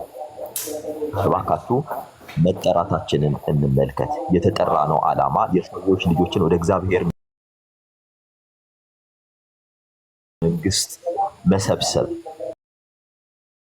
መጥራትና ማቆም ማጽናት ነውና ሰዋዊ ከሆነ ግላዊ ከሆነ እይታ አንውጣ። ማንም ስለማንም አልሞተም፣ ማንም ስለማንም አልተሰቀለም። የተሰቀለው እኛ ግን የተሰቀለው ክርስቶስን እንሰብካለን። የስብከታችን ርዕስ፣ የህይወታችን ርዕስ፣ የመንገዳችን ሁሉ ርዕስ የተሰቀለው ክርስቶስ ነው። እግዚአብሔር ይስጥልን። ዜድዬ በጣም ስለመጣህ ዳግም በጣም እግዚአብሔርን አመሰግናለሁ ስለአንተ። እግዚአብሔር ይጠብቀ። ሁላችሁም ልባችሁ የዛለና የደከመ የተጠራችሁበትን መጠራት እያያችሁ የተጠራችሁበትን መጠራት እያሰባችሁ ከክርስቶስ ኢየሱስ ጋር ሰላማዊውን ህይወት የሰላም የሆነውን መንገድ እንድትጓዙ በጌታ በኢየሱስ ስም ጋብዛችኋለሁ። እግዚአብሔር ይጠብቃችሁ። አመሰግናለሁ። አሜን። ሰሙዬ ጌታ ኢየሱስ ዘመኔን ይባርክ። ዋው! እኔ ምንም እንትን የለኝም። በቃ እግዚአብሔር መልካም ነው። አምናለሁ ጌታ በአንተ የጀመረውን ስራ ወደ ፍጻሜ ይወስዳል። በጣም በጣም በጣም ጌታን አመሰግናለሁ ስላንተ። እኔ እናንተ መስማማት የማንችል ሰዎች አብረን በተገናኘን ቁጥር ወይ በስድብ ወይ በመንቋሸሽ ወይ ደግሞ በሆነ ነገር የምንለያይ፣ ዛሬ አብረን ስለ ጌታ ስለ ኢየሱስ አዳኝነት በዚህ ቆመን ማውራት ቻልን። ክብር ለኢየሱስ ይሁን። ከዚህ በላይ ደስታ ምን አለ ወገኖች? ሆይ ከዚህ በላይ በወንጌል ነፃ መውጣት ከዚህ በላይ ምን አለ? ሁለት የማይስማሙ ሁለት እንደ ሰሜንና እንደ ደቡብ እንደ ማግኔት ሁለቱ እንደሚገፋፋ እንደዛ የነበሩትን እንደዚህ አዙሮ የሚያጣብቅ ጌታ ወንድሜ ብዬ ልጠራው ዘንድ በክርስቶስ ኢየሱስ ያለውን ያንን ህይወት ሰሙና እኔ እንድንካፈል እግዚአብሔር ያደረገ እግዚአብሔር በእውነት ክብር ይገባዋል ወገኖች። እኔ ቃልም የለኝም። እግዚአብሔር ዘመንን ይባርክ። ቃለ አንደበት ራሱ ይጣፍጣል። ጌታ ደግሞ እርግጠኛው ነው የምነግርህ፣ ቅድም እንዳልኩ የዳዊትን ህይወት እኔን ጨምሮ ብዙዎቻችንን እያሰብኩ ነው ያወራሁት። በጌታ ፊት ጊዜ ገና ሰሙዬ ገና እግዚአብሔር ይወለ ኢየሱስን መስማት እምቢ እንዳላሉ ተከትለው ተራራ ድረስ እንደወጡ ጊዜ በወሰደ ጊዜ አየ በምድረ በዳ ብቻውን ሆኖ በምድረ በዳ በድል ፈተናውን ድል አድርጎ ወደ አገልግሎት ከወጣ በኋላ የተራራ ስብከቱ ላይ የሰዎችን ህይወት የሚፈውስ ነገር ይዞ እንደመጣ ሰሙሻይ ጌታ በፊቱ የምትወስደውን ጊዜ፣ በጸሎት የምትወስደውን ጊዜ፣ ጌታን በመጠየቅ የምትወስደውን ጊዜ ምንድነው? በኔ ህይወት ያለ በጣም በጣም የጳውሎስን ህይወት ቸርች ሁሉ ጌታ እድል ሰጥቶኝ አስተምረዋለሁ።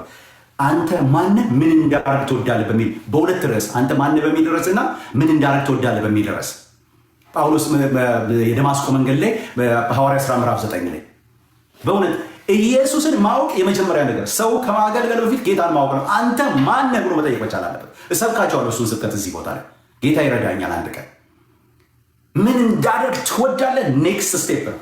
ጌታን ከማወቅ ቀጥለው አገልግሎት ወገኖች።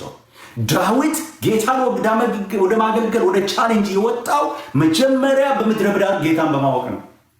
የእግዚአብሔር ኃይልና የእግዚአብሔርን ክብር በመለማመድ ነው። አመራሩን በመለማመድ ነው። እግዚአብሔር ይህንን ያብዛልህ። ሰሞሻይ በቃ ምጸልይልህ ነገር እግዚአብሔር በሚሰጠኝ እድልና ጊዜ ሁሉ ምጸልይልህ ነገር ይሄንን ነው። እግዚአብሔር ያሳድገኝ። በቃ እግዚአብሔር ጳውሎስን በነገማልያል እግር ስር በሕግ ሙያ ያሰለጠነ በብሉይ ኪዳን ሕግ ያሰለጠነ እግዚአብሔር፣ ሙሴን በፈርዖን ቤት ያሰለጠነ እግዚአብሔር፣ ዘመን ሲጨርሱ ደግሞ እግዚአብሔር የገለጣቸው የራሱ የክብር ዕቃ ያደረጋቸው እግዚአብሔር የክብር ዕቃው የበለጠ ከዚህ በላይ እንድትወጣ እንድትገሞራ ለሁሉ የሚሆን ነገር ሰዎች እምቢ ማለት እስከማይችሉ ድረስ የእግዚአብሔር ክብር በላይ ላይ ያለ ይሁን ወንድሜ። እግዚአብሔር በላዩ ላይ አንተን መንፈስ ያድርግ። በዳዊት ላይ መንፈስ እንደመጣበት ሲቀባ ወዳጄ ሰሙ እግዚአብሔር በአንተ ላይ የሱን መንፈስ ያስቀምጥ። የማትቆም ወንድሜ እንድትሆን ጸልይልሃለሁ። በእውነት እግዚአብሔር በአንተ ያለው ነገር እንዲቀጥል እስከ ክርስቶስ ኢየሱስ ወይ አንተ እስከምትሄድ ወይ እሱ እስከሚመጣበት የምትቀጥልበትን መንፈስና ጥበብ እግዚአብሔር በአንተ ላይ እንዲያስቀምጥ በእውነት ክብር ለኢየሱስ ይሆን። ተባረክ። እኔ እንዴት ደስ እያለኝ እንደሰማው ልነግርህ አልችልም። ወገኖች የምትቀጥሉ ካላችሁ ቀጥሉ። ትንሽ አንድ 15-20 ደቂቃ ወስደን እንወጣለን። ጌታ ኢየሱስ ይባርካችሁ። በጣም ደስ ብሎኛል። ወደዚህ እንድመለስ ከታች እያየሁ ነው። አንዳንድ እህቶችንና ወንድሞችን እኔን ስታናግሩ የነበራችሁ የደከማችሁ፣ ጌታ ኢየሱስ ይባርካችሁ። በእውነት ውስጣችን ያለውን ነገር ስላልናቃችሁ በቃ ጌታ አለው እኮ በአንተ እኮ ስትሰራ ነበረ። እግዚአብሔር እኮ በአንተ ውስጥ የጀመረው ነገር አለ። እንዴት ለማን ጥለህ ነው የምትሄደው ያላችሁ የደውላችሁልኝ ጊዜ ከኔ ጋር ያጠፋችሁ ወንድሞች እህቶች፣ ጌታ ኢየሱስ ዘመናችሁን ይባርክ። ሌላ ምንም አልልም።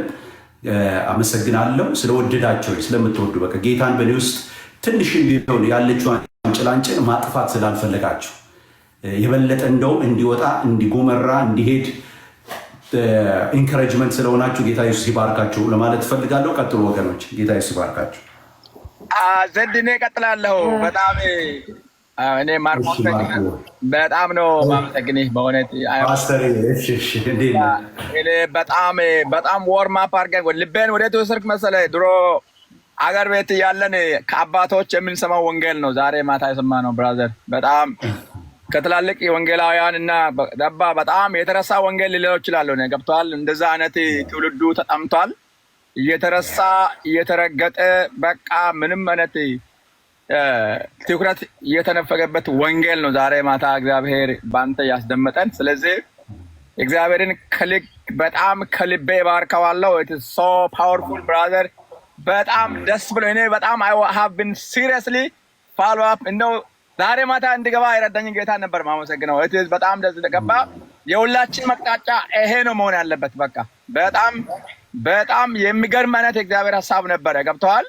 እና የእግዚአብሔርን ቃል ከዚህ ውጪ ሌላ ምንም አያስፈልግም እኮ ለትውልዱ። በቃ እኮ ዛስ በቃ ገባ። ምድር የምትፈልገው ይሄ ነው። ወጣቱ የምፈልገው ይሄ ነው። ኢትዮጵያም ኑር፣ አፍሪካም ኑር፣ wherever you go እዚህ አሜሪካም ና በቃ ትውልዱ የሚያስፈልገው በነገድ በቋንቋ የእግዚአብሔር ቃል ሲምፕል በሆነ አማርኛ በቃ የጌታ ቃል ነው ለህዝቡ የሚያስፈልገው። በቃ ሌላ ወሬ ክርክር ምናምን አያስፈልግም። ቴዎሎጂ አያስፈልገው። ይቅርታ አድርግልን። እኛ ሁላችንም ቴዎሎጂ አለን፣ ግን የኛ ቴዎሎጂ ወደ ቸርች ስገባ ነው ገባ የጌታ እግዚአብሔር ስራ ሊበላሽ የጀመረው። ይቅርታ አድርግልኝ። እውነት ሲምፕል የሆነውን እግዚአብሔርን ሐሳብና ፈቃድ በዚህ መልክ በዚህ ታላቅ ትህትና ስትገልጽ ሳየው ጊዜ እኔ ነፍሴ በውስጥ ያልቀረችልኝም። እውነቴን ነው የምልህ። በጣም ነው እኔ ጌታን ማመሰግነው። የእግዚአብሔር ባሪያ ሙሴ እስራኤላውያንን ሊመራ የፈለገው ገና ወደ 40 ዓመታቱ አካባቢ ነበር። ገና ከመጀመሪያ ጉልበት ነበረው፣ ችሎታ ነበረው፣ በልቷል፣ ጠጥቷል፣ ገባ። ሰው መግደል ይችላል እና ማተራመስ ማፈናቀል ይችላል። እግዚአብሔር በዛን ጊዜ ግን ኖ ብሎታል ጥር ሙሴን። የሚቻለው በጸጋዬ በጉልበቴ በችሎታዬ እንጂ በአንተ ጉልበት በአንተ ችሎታ በአንተ ኃይል አይደለምና ብሎ ጌታ ከግብፅ እንዲወጣ አደረገው። ሙሴን ጌታ ውጣ አለው። ጊዜው አይደለም በቃ እስራኤል ከግብፅ ምድር የሚወጣው በኔ ጉልበት በኔ ችሎታ በኔ ሰዓት ነው ብሎታል። አሁን ያመጣው ርዕስ ራሱ እንዴት ደስ ይላል መሰለህ። በጥሪ አገልግል። ዛት ዘ ፕሮብሌም። በእኛ ጊዜ እኮ ሰው በጥሪው አንፃር ሰውን በሌላ ነገር ነው እያገለገለ ያለው። በቃ በጥሪ ማገልገል እግዚአብሔር የጠራው እግዚአብሔርን ያገልግል። በቃ ዛት ሴት ያልተጠራ ሁሉ ወደ ሌላ ስራ ይሄድ። ወደ ግብርና አለ እኮ ያመልጧል። ግብርና አለ፣ ጤና አለ፣ ቢዝነስ አለ፣ የሚሸጥ ብዙ ነገር አለ እንጂ አሁን ተደበላልቋል። በቃ ያው እንደነ ፓወርፉል ፕሪቺንግ ራሱ ይለይለታል። ሲሪየስሊ በሚገባ ነው የምለይለት። ይመነኝ። የእግዚአብሔር ቃል የመለየት ጉልበት አለው። የእግዚአብሔር ቃል የመሸኘት ጉልበት አለው። የእግዚአብሔር ቃል ታውቃለህ፣ የራሱ ቦታ ባለነው ሰው ፊት ማንንም አያቆመውም ጌታ። ሁልጊዜ ጌታ በቃሉ ጎን ነው የሚቆመው። ስለዚህ እኔ ከልቤ ጸልላለሁ። ማይ ፍሬንድ አይ ሪስፔክት ዩ ሲሪየስሊ። አንተም ሆነ አሁን ደግሞ ከሰሙ ጋር ሳያችሁ it was so amazing። ከሰሙ ጋር ሰሙ ደግሞ እንደዛ አይነት ኤክስፖዚሽናል ፕሪቺንግ ደስ አይልም? በእውነት በጣም አሜዚንግ ትንተና። በቃ ይሄ በጣም በቃ ነፍስን ይደርሳል፣ ውስጥን ይገባል። ታውቃለህ ይሄ ታላቅ እኔ አላውቀውም ነበር። እኔ የማውቀው ሲከራከር ከሰዎች ጋር ጊዜ ሲያቃጥል ነበር። ግን የእግዚአብሔርን ቃል ግሪክን በዚህ መልክ በቃ ኤክስፖዝ ያደረግ I was so surprised። እግዚአብሔር በዚህም ወንድም ላይ ይሰራል። በቃ አም ሶ ሃፒ። ስለዚህ ብዙ አላወራም፣ ግን ደስ እንዳለ ብቻ ልንገር ብዬ ነው። በእውነት እግዚአብሔር ጎዳናን ያቅናል። በቃ እንዳሰብክ እንዳታገልግል የሚዋጋ የሚያስሪ በቃ የሚፈታተን ዋትኤቨር ጉልበት ካለ ጌታ በስልጣኑ ባህሉ ዛሬ ማታ ዞር ያድርገው ከመንገድ ከፊት። ሲሪየስሊ እግዚአብሔር ጤሰ እንድትሄድ በቃ ከዚህም በላይ ትውልድ እንድትሰበስብ በቃ ታውቃለህ። ብዙ ሰዎች አሉ ቃሉን የተጣሙ ቃሉን የተራቡም የእኛን ህዝብ ያውላችሁ የእኛን ህዝብ ነፃ የሚያወጣ የሚያቆም ክሊር የሆነ የወንጌል ፕሪቺንግ ነው። እኔ ለማንም መንገድ ፈልጋለሁ። ሲሪየስሊ ነሲንግ ኤልስ። በቃ እግዚአብሔር ጸጋውን ያብዛልህ። ጌታ ኑሮን፣ ህይወትን፣ ትዳርህን፣ ዘመንን ይባርክና በቃ በዚህ በቀጣው መንገድ ላይ ጤሰ እንድትሄድ ጌታ በመንግስቱ በግርማው ቀጥልህ። አሜን። ብሩክን እሺ አሜን። ፓስተር በጣም እኔም ጸልይልታለሁ ለወንድሜ ለሰሙ ደግሞ እኔም I promise to pray for him too። ብርክ በል። Yes, thank you my friend። እሺ ፓስተር ብርክ በል። በጣም በእውነት ተባረክ። ኢየሱስ ይባርክ። Thank you so much። You're welcome። እሺ ፓስተር ማርቆስ። እሺ ወገኖች ቀጥሎ እንዳመጣጣችሁ ግርምሽ አለ፣ ትጂ አለ፣ ተኪን አለ እና ቤኪ ያው ዘድዬ የኢየሱስ ክርስቶስ ሰላም ለእናንተ ይሁን። ሰሙዬም ጌታ ኢየሱስ ይባርክ። ስለሰሙ እጅግ አርጌ ጌታን አመሰግናለሁ። ጌታ ይባረክ። ምንም ማለት አልችልም ስለሰሙ እና ሁለት ነገር ደስ ብሎኛል ዛሬ በጣም እውነት እያለቀስኩኝ ነበረ ስከታተላቸው የነበረው ሁለት ነገር ደስ ያለኝ አንተ ወደ ቲክታክ በመመለስክ፣ ሁለት ደግሞ ከሰሙ ጋር በወንድምነት በቤት ጌታን ስትሰብኩ ጌታን ስትናገሩ በማየቴ በመስማቴ እጅግ ነው ደስ ያለኝ። ማለት ከዜዶ ጋር በየቤቱ ከሰሙ ጋር የምታደርጉት ዲቤቶችም ሆነ አብራችሁ ስትሆኑ በነበረ ጊዜ ስትናቆሩና እንዲሁም እርስ በራሳችሁ ሳትስማሙ ተጣልታችሁ ተሰዳድባችሁ የምትወጡበት ቤት አጋጣሚ ነበረ እና አሁን ሰሙ ያንተ ወንድም ሆኖ በቤት ገብቶ ጌታን ሲሰብክ ከዚህ የበለጠ ምንም የሚያስደስት ነገር የለም። ምንም እሱ ወንድሜ ብሎ ከአንተ ወንድሜ ብሎ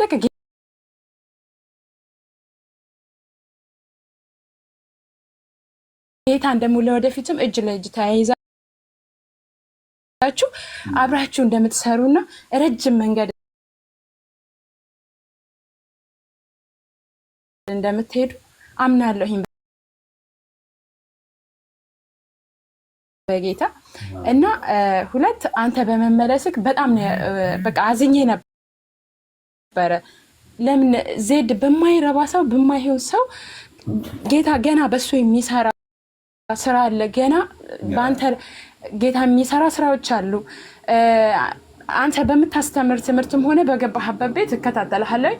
ብዙዎችን ለእህቶች ለወንድሞች ስትጣላ ገና ወተት የሚጋቱትን ስትል ከብዙዎች ስትጣላ አያለሁኝ። ብዙ ጊዜ አያለሁኝ። ከኔ ጋር ተነጋገሩ።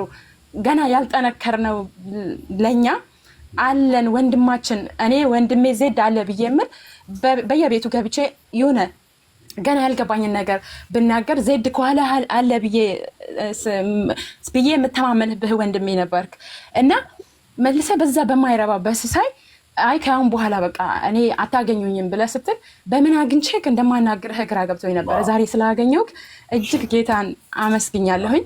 ጌታ ይባረክ እና ወደፊት መቀጠል አለብህ፣ መሄድ አለብህ። ለነዚህ ጌታንም የማይጠቅሙ ሰዎችንም ለማይጠቅሙ ሰዎች ጆሮ መስጠት የለባችሁ። የበለጠ ሰርታችሁ እነዛን ሰዎች ማሳየት አለባችሁ እንጂ በፍጹም መጥፋት የለባችሁም። ምክንያቱም እናንተ ያመናችሁት ጌታን ነው። ዝም ብሎ ከአሮጊት ተረት ራቁ አይደለም የሚል መጽሐፍ ቅዱስ። እነዛ ቁጭ ብሎ ቀኑን በሙሉ ሲስቁ ጌታ በሚጠቀምባቸው ሰዎች ሲያንጓጥጡ ለሚውሉት እውነት መስማትም ጊዜ መስጠትም የለባችሁም እና ዜድዬ ገና ብዙ ካንተ የምንማር ብዙ ምንፈልግህ ምንወድህ ምናከብረህ ወንድማችን ነህ። ስለዚህ በፍጹም በማንም ልብ እንዳይወርቅ በፍጹም አንተ ያስከው ጌታን ነው። ያስከው ጌታ ደግሞ ለወደፊት እንድትቀጥል ወደፊት እኔ በኤፍሬም ባለ ጊዜ በመጥፋቱ ራሱ እናንተ የበረታችሁት ከእናንተ ብዙ ነገር የምንጠብቅ ሰዎች እንዲህ ስትጠፉና ልባችሁ ወርቆ ወደኋላ ስትመለሱ እኛም አብረን ከእናንተ ጋር እንደዛው እንደክማለን ለምን የሚል ጥያቄ በውስጣችን ይኖራል። አሁን እኔ ኤፍሬም በመጥፋቱ የሆነ በቤቴ የሆነ ጎደሎ ነገር ነው የሚሰማኝ። ምን ሆኖ ነው? ለምንድን ነው የምሰማ? ብዙ ነገሮችን ስላል ከኤርሚያስ ጋር አልተስማማም እንዲህ ተጣልቶ ነው ምናምን የሚል እና ስለ ኤፍሬም እያዘንኩኝ ያንተ ሲጨመር ደግሞ በእውነት በጣም ነው ያዘንኩት። ስለዚህ በመምጣት በጣም ደስ ብሎናል። ቀጥል። በጣም ነው የምንወድህ፣ በጣም ነው የምናከብረህ። ከሰሙ ጋርም ተያያዙ። በሰሙ የሚታይ ጌታ ደግሞ እጅግ በጣም እና ተያይዛችሁ ይህንን ጌታ ለዓለም በአደባባይ ብዙዎች ያልዳኑ አሉ። ስለዚህ በእናንተ ገና ጌታ ይሰራል። በእናንተ ብዙዎቹ መዳን አለባቸው። ይሄንን ነው የምለው። በጣም ነው የምወድ ዜድዬም ሰሙዬም በጣም እወዳቸዋለሁ። ተባረኩልኝ። ኢየሱስ ይባርክ። ሸታችን ብርክ አይ ነው ከፍቅር የተነሳ እንደሆነ ይገባኛል። በጣም ጌታ ኢየሱስ ዘመናችሁን ይባርክ። you are so blessed። በጣም ተባረኩልኝ። እውነት ነው ይገባኛል። ቀጥሉ ግርምሽ ቀጥል። አይ ቲንክ አንተ መሰልከኝ ግርምዬ። ዜድዬ ሰላም ላንተ ይሁን። እንደምን አለ? አለው የጌታ ሰላም እና ጸጋ ይብዛልህ። በጣም እንወደው ወንድማችን፣ በዚህ ደግሞ ዳግም ስላገኘን በጣም ደስ ብሎናል። እኔ እንደውም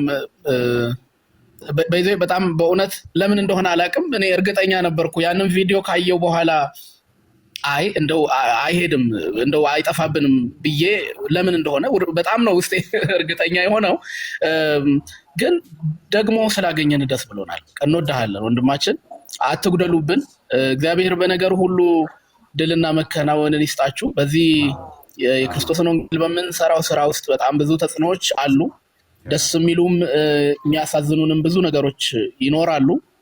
ነገር ግን የተጠራንበት አሁን ባገለገልከውም የእግዚአብሔር ቃል እውነት ውስጥ የተማርነው ምንድን ነው? በተጠራንበት ጥሪ ውስጥ እንዲሁ ጥሩ ጥሩ የሚባሉ መንገዶች ብቻ አይደለም ያሉት እና በጥሪ ውስጥ የሚገጥሙን ብዙ ነገሮች አሉ። ግን ጌታ ከኛ ጋር ደግሞ ስለሆነ እግዚአብሔር በእኛ ዘመን በእኛ ሊሰራ የሚፈልገው ነገር ስላለ ለምክንያት ነው እዚህ ጋር ያለ ነው። እኔ ዜድዬ አንተ ቲክቶክን ጆይን ስታደርግ አውቃለሁ እና ስትመጣ በቃ ለምክንያት ነው የመጣኸው። መምጣት በነበረብህ ጊዜ ነው የመጣኸው። እግዚአብሔር በአንተ ደግሞ የሰራቸው በጣም ብዙ መልካም ስራዎች አሉ። ብዙ ትጋደላለህ። በክርስቶስ እውነት ላይ ኮምፕሮማይዝ አታደርግም። ወንጌልን ትሰብካለህ ያለማመቻመች እና በቃ ለዚህ ሪዝን ነው እዚህ ጋር ያለ ነው። አንተን እግዚአብሔር እዚህ ጋር ያስቀመጠህ ጊዜህን፣ አቅምህን ሁለንተና እዚህ ጋር ሰጥታችሁ እኮ ስትመጡ በጣም ብዙ ነገር አጉድላችሁ እንደምትመጡ እናውቃለን። ግን እግዚአብሔር ደግሞ በእናንተ በጣም መዓት ብዙ ስራዎችን እንደሰራ ልናምንና ልንቀበል ይገባል እና በቀጣይም ደግሞ ጌታ ብዙ መልካም ስራዎችን ከኛ ጋር ይሰራል። ይኸው እግዚአብሔር ሰውን ሰጠን፣ ምርኮ አድርጎ እግዚአብሔር ብዙ ሰዎችን እየሰጠን። ለዛ እኮ ምሳሌው ይኸው ሰሙሻ ከኛ ጋር ወንጌልን እያገለገለ መጥቶ አቅም ሆኖ የዚህ መንግስት ሰራተኛ ሆነ፣ አብሮ ሰራተኛ ሆነ። ጌታ ሰዎችን የሰጠን በውስጥ በጣም ብዙ ሰዎች በዚህ ፕላትፎርም ጌታ ኢየሱስ ክርስቶስን የህይወታቸው ጌታና አዳኝ አድርገው እናንተ በምትሰሩት የወንጌል ስራ ብዙዎች አድሬስ ተደርገዋል። እመኑ። በእውነት አይደለም አዳዲስ ሰዎች፣ እኛ በጌታ ቤት ውስጥ ያለን በእግዚአብሔር መንግስት ውስጥ ያለን ሰዎች እኮ በእናንተ እንጽናናለን። እግዚአብሔር እናንተን ሰጥቶናል። ክብር ለጌታ ይሁን። በጣም ስለእናንተ ጌታ እንባርካለን። ብዙ ወንድሞች አሉን እዚህ ፕላትፎርም ላይ፣ ብዙ እህቶች አሉን እዚህ ፕላትፎርም ላይ። ያ አንተን የተሰማህ ስሜት ብዙዎቻችንን ይሰማል። እኔ ቪዲዮውን አይቻለሁ። አንተ እንደዛ በጣም ኢሞሽናል የሆንክበትን ስሜት አይቻለሁ። ያ ስሜት እኮ ሁላችንም ጋር አለ። ሁላችንም ያንን ስሜት እንጋራዋለን። ጌታ ደግሞ መልካም ያደርጋል። እንኳንም ተጽዕኖ በዛ። እኛ ምንም እየሰራን ባይሆን እኮ ተጽዕኖ አይበዛም። እየሰራን ነው በቃ። ቢኮዝ ኢየሱስ እንደዚህ አለ፣ አባቴ ይሰራ ነበር አለ፣ እኔም ዛሬ ይሰራለሁኛል። ደግሞ ቀን ሳለ የላከኝን ስራ ልሰራ ይገባኛል አለ። አያችሁ፣ ምንም ስራ የማንሰራበት ጊዜ ደግሞ ይመጣል። እቺን ጊዜ ለምንን የማናገኝበት የሆነ ጊዜ እኮ ይመጣል። አሁን ጊዜው የምን ጊዜ ነው? የምንሰራበት ጊዜ ነው። ብዙዎችን ወደ እግዚአብሔር መንግስት የምናፈልስበት ጊዜ ነው። ብዙ እንጂ እንደውም ብዙ አይነት ዜድን እንፈልጋለን። ብዙ አይነት ወንድሞችን፣ ብዙ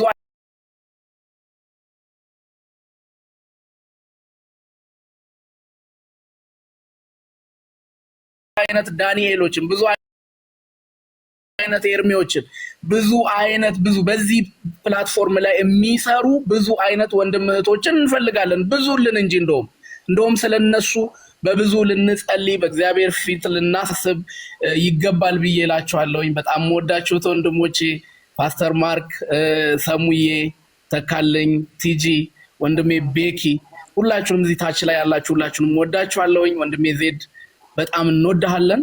ጌታ ባንተ ውስጥ ስላስቀመጠው ጸጋ ጌታን ደግሞ እጅግ አድርገን እንባርካለን። ተባረኩልኝ። ጸጋ ይብዛላችሁት ወንድሞች። አሜን። እሺ ግርምዬ፣ ጌታ ኢየሱስ ይባርክ።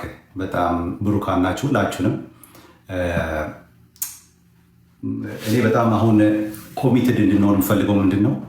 በቃ ጌታን መስበክ፣ ይህንን እውነተኛውን ኢየሱስ ለሰዎች መዳን ራሱን የሰጠውን ኢየሱስን እንሰብካለን በዚህ ቤት። በቃ በተቻለን መጠን እንማማራለን።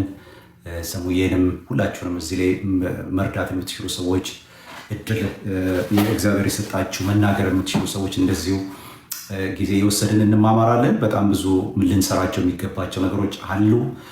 ሰይጣን አውቆ ነው አይ ቲንክ አሁን ጊዜው ይመስለኛል ፊታችንን ወደ ወንጌል ልንመልስ፣ ኢየሱስን ብቻ ልንሰብክ፣ ያንን የመዳን መንገድ አስታውሳለሁ በዚህ ፕላትፎርም ላይ ከሆኑ ጊዜያቶች በፊት ወንድሞች ተሰባስበው ሲሰብኩ አልመልሱላቸው ሲሉ እኔ ያለሁበት ቦታ ማለት ነው፣ እኔ ያለሁበት ቦታ ጌታን ልቀበል ብለው በውስጥ በኩል ወደ እኔ የሚመጡ ወደ እኔ ይመጣሉ፣ ወደ እኔ ይልኩልኛል ማለት ነው። በወንድሞች ጋር አብሬ እኔ ገብቼ የእርሚ ወንድሜ ቤት ከኤፊ ጋራ ከሌሎችም ጋር ገብተን ደግሞ ስናገለግል ኔርሚን ምናምን ለምሳሌ ስደውለው የሆነ መልእክት አድርገው አልሰማ ሲሏቸው እኔ ጋር ይልካሉ። እኔ ጋር እባክህ ደውዬ አጣሁት እንትናን በቃ ጌታን መቀበል ፈልጋለሁ፣ ከካናዳ ነው የምደውለው፣ ከንትን ነው የምፈልገው፣ ከዚህ ነው የምፈልገው፣ ከዚህ ነው የምፈልገው። ወገኖቼ ናፈቀኝ፣ ያ ጊዜ ናፈቀኝ። ሰው እንደ ጉድ የሚጎርፍበት የነበረበት ጊዜ ናፈቀኝ። ጠላት የቤት ስራ ሰጠ፣ የቤት ስራ የተጠራንበትን ጥሪ እንዳናስተውል አደረገ።